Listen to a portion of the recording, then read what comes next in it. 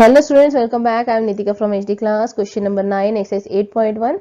In triangle ABC, right angle at B, if tan A is equal to 1 upon root 3, find the value of sin A cos C plus cos A sin C, cos A cos C minus sin A sin C.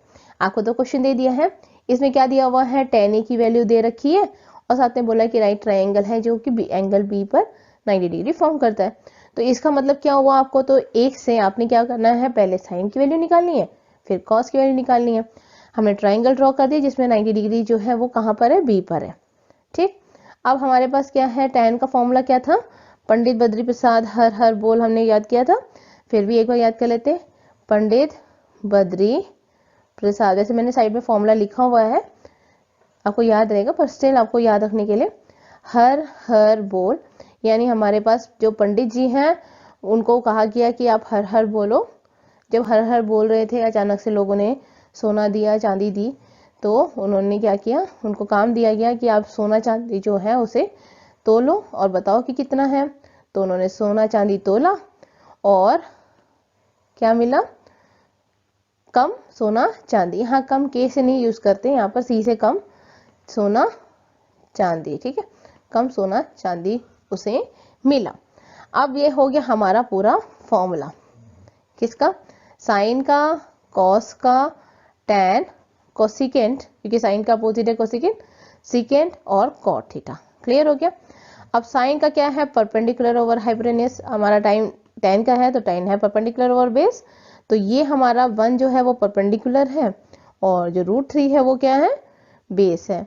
तो हम direct नहीं लिख सकते हैं हम, क्योंकि हमने की कांस्टेंट लेना पड़ेगा वेरिएबल। क्यों, क्योंकि जब फ्रैक्शन में होता है तो it means that there should be a some common multiple, इनके बीच में हो सकता है। तो हमने क्या करा, इसे k मान लिया और दूसरे को 3k मान लिया, क्योंकि पहला जो है वो परपेंडिकुलर है, तो परपेंडिकुलर की जो वैल्यू है वो हमारी k हो गई और जो बेस है वो हमारा हो गया √3k। अब हाइपोटेन्यूज निकालेंगे, तो हाइपोटेन्यूज के लिए कौन यूज करेंगे, किसको यूज करेंगे, पाइथागोरस जी को। और पाइथागोरस जी ने हमें बोला था कि अगर हमें हाइपोटेन्यूज निकालना है तो बाकी दोनों साइड्स के स्क्वायर करो और फिर उनको ऐड कर दो।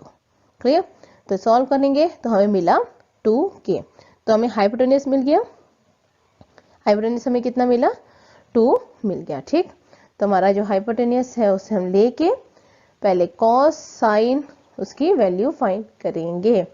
ठीक है, मैंने तो इरेज कर दिया, आप कॉस की कैसे फाइंड करोगे, याद हो जाएगा। ठीक है, अब क्या है, साइन ए निकालेंगे, तो साइन ए जो होता है वो परपेंडिकुलर और हाइपोटेन्यूज है। तो परपेंडिकुलर क्या है, ए का है, ए एंगल है, इसका परपेंडिकुलर BC है, तो k/2k, तो 1/2 आ गया। अब कॉस सी बाद में निकालेंगे, पहले क्या निकालेंगे, कॉस ए निकालेंगे। ठीक है, तो कॉस ए हमारा क्या हो गया, ए से है ना, तो बेस अपॉन हाइपोटेन्यूज, तो √3/2। अब क्या है हमारा, नेक्स्ट आया है कॉस सी और साइन सी। ठीक, तो साइन सी, ये जो एंगल है हमारा साइन सी का जो एंगल है वो हमारा यहाँ बनेगा, तो ये इसका BC जो हो गया वो क्या हो गया, बेस हो गया, और AB जो हो गया वो उसका क्या हो गया, परपेंडिकुलर हो गया। ठीक, अब क्या है, साइन है तो परपेंडिकुलर ओवर हाइपोटेन्यूज है, तो परपेंडिकुलर हो गया यानी √3/2। क्लियर, और कॉस सी कितना हो जाएगा, 1/2। ठीक, तो कॉस सी मेरा मिल गया 1/2। यहाँ तक तो क्लियर हो गया। अब हमारा जो टारगेट है वो क्या है, sign A cos C plus cos A sign C find करने का।